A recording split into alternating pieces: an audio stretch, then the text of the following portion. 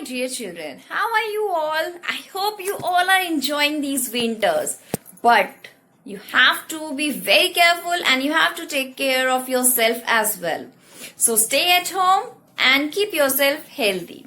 Now, let's begin with our first numerical problem. In this numerical problem, it's given that we are having one compound which is made up of oxygen and boron. And the mass of this compound is 0.24. It's given. So we can say that the total mass of the compound which is formed is 0.24 grams.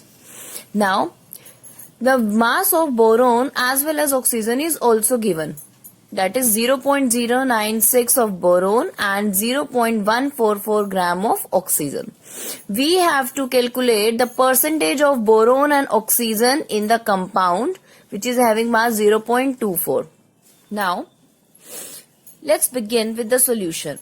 First of all, to find out the percentage of boron in the total compound, we need the mass of boron. So here we are having the mass of boron. We are having the total mass of the compound. And to find out the percentage, what will be the formula?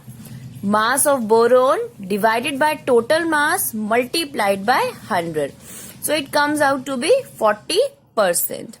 In the same way, then we have to find out the mass of oxygen. So here we will be using the mass of oxygen divided by total mass of the compound multiplied by 100. So it will be 60%. And when we add these 2%, we will get 100% of the compound, which is made up of oxygen and boron. Let's begin with the second numerical. In this numerical, we are having two experiments in which we are showing the formation of copper oxide. We have to show the law of constant proportion. We have to verify this law. It means we have to show in both the experiments the ratio of the mass of copper and oxygen will be same. Let's begin with the solution. In the first experiment, it's given the mass of copper is 1.03 gram and the mass of copper oxide is given. So, to find out the ratio of the mass of copper and oxygen, we need mass of oxygen as well. So, how can we find out the mass of oxygen? By subtracting the mass of copper from the total mass of the compound, that is copper oxide. So, here we are having the mass of oxygen in the first experiment. Now, by using the formula, we have taken out the ratio of the mass of copper and the mass of oxygen. So here we are having the ratio of both the masses. Now from here the mass of oxygen will be coming in the denominator of the mass of copper. So here 1 will be left. On solving this ratio, we will be getting approximately 3.9 ratio 1. So it will be written 4:1. In the second experiment, in the same way, again we are having the mass of copper. Mass of copper oxide is given. So again we have to find out the mass of oxygen to find out the ratio. So here again we have taken out the mass of oxygen by subtracting the mass of copper from mass of copper oxide. Again let's take out the ratio of mass of copper and oxygen. It will be coming 4:1. So we have proved that in both the experiments, the ratio of the masses of copper and oxygen will be same. That is 4:1.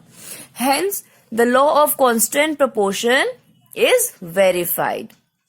I hope you have understood this type of numerical based on law of constant proportion. Now, one more type of numerical we are having. Here it's given that hydrogen and oxygen always combine in the ratio of 1:8 by mass to form water. It means when hydrogen is 1 gram, along with 1 gram of hydrogen, we need 8 grams of oxygen to form water. Right?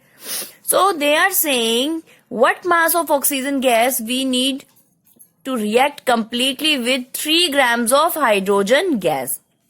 So basically we have to find out the mass of oxygen gas when the hydrogen is 3 grams. We know that when hydrogen is 1 gram, it requires 8 grams of oxygen. So for 3 gram of hydrogen, how much oxygen will be required? 8 multiplied by 3 divided by 1. So it will be 24 grams. It means when 1 gram of hydrogen requires 8 grams of oxygen, so 3 gram of hydrogen will require 24 grams of oxygen. And if we find out the ratio of 3:24, again we will be getting 1:8 only. So whatever the mass of hydrogen and oxygen is, but the ratio of their masses would be same, that is 1:8. I hope you have understood all 3 types of numericals based on law of constant proportion. So try to practice these numericals in your registers, and for further query you can ask during online session. Thank you so much. Have a nice day everyone.